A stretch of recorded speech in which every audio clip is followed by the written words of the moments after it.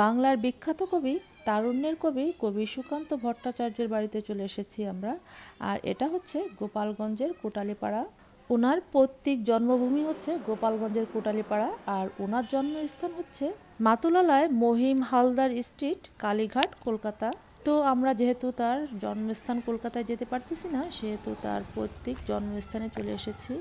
যারা কলকাতায় থাকেন বা যারা কলকাতায় যাওয়া আসা করেন তারা হয়তো তার বাড়িতে যেতে পারছেন, কিন্তু সবার পক্ষে এটা যাওয়া আসলে সম্ভব হয় না। যেহেতু আমার পক্ষেও সম্ভব হয়নি, সেহেতু আমি চলে এসেছি তার পৈতৃক বাড়িতে।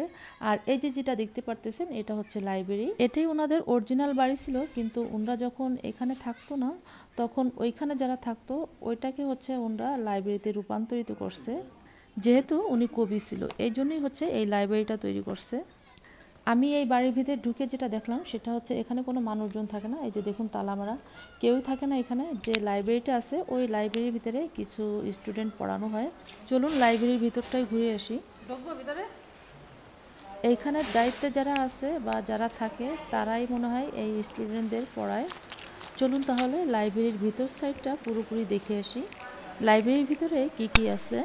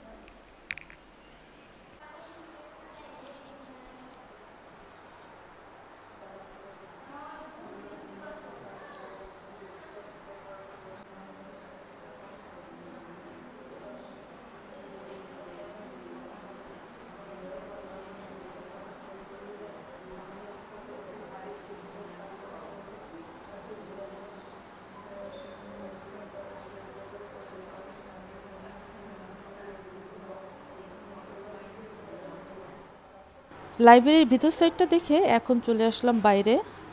এখন যে সাইডটায় যাচ্ছি এটা হচ্ছে বাড়ির সাথেই পার্ক। এই পার্কটা হচ্ছে ঢুকতি পথেই বাদে, আর এখানে মনে হয় বাচ্চারা সাধারণত বিকেলে খেলাধুলা করে, সাথে বড়দের অবসর টাইমটাও কাটায় এখানে। এই পার্কটা বেশ বড়ই, মানে একদম খোলামেলা একটা জায়গা, জায়গাটা বেশ ভালোই। আর এখানে তেমন কিছুই নাই, বাইরের সাইডে কিছু ফুল গাছ আছে, আর দেখার মতো আমি দেখতেছি না আর কোনো কিছুই আছে। আসলে বাড়িঘরে যদি কোনো মানুষ না থাকে সেটা আর বাড়িঘর থাকে না। তারপরেও আমি বলবো যে অনেক সুন্দর একটা জায়গা, একদম ফাঁকা নিরিবিলি একটা পরিবেশ। আপনারা চাইলে এখানে এসে ঘুরে যেতে পারেন। অনেকে হয়তো জানেন না যে কবি সুকান্ত ভট্টাচার্যের পৈতৃক বাড়ি হচ্ছে কোটালীপাড়া। তো যারা জানেন না বা যারা এখন আসেননি তারা চাইলে এই কবির বাড়ি এসে ঘুরে যেতে পারেন। এই বাড়ির আশেপাশটাও অনেক সুন্দর, একদম নিরিবিলি নির্মম একটা পরিবেশ। আমাদের বাড়ির ভিতর সাইডটা পুরোপুরি দেখা হয়ে গেছে এবং আপনাদেরও দেখানোর চেষ্টা করছি। তো কেমন লাগলো এই পৈতৃক ভিটা অবশ্যই কমেন্ট করে জানাবেন। আমরা ঘুরে এখান থেকে চলে যাচ্ছি, আর আপনারাও নিশ্চয়ই এখানে আসবেন এই ভিডিওটা দেখে। আর ভিডিওটা বেশি বেশি করে শেয়ার করে দিন, যারা চিনে না এবং জানে না তারাও আসতে পারবে এখানে।